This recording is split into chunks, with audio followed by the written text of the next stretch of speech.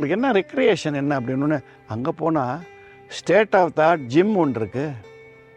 அற்புதமான ஜிம். நானே கொஞ்சம் நேரம் ட்ரெட்மில்லாம் கொஞ்சம் பண்ணேன். சரி, அது மட்டுமா? அது எல்லோரும் ஜிம்முக்கு போக முடியாது.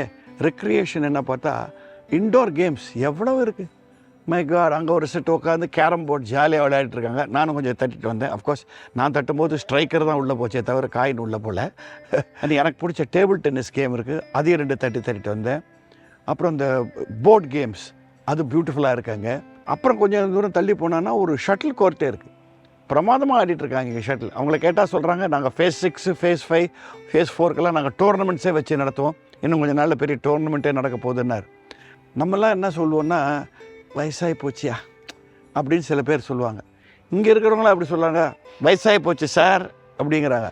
ஏன் சொல்கிறாங்கன்னா, நாங்கள் நானியில் இருக்கோம் சார், வயசானா என்ன அப்படிங்கிற ஃபீலில் சொல்கிறாங்க. அதுதான் ஸ்பெஷாலிட்டிங்க.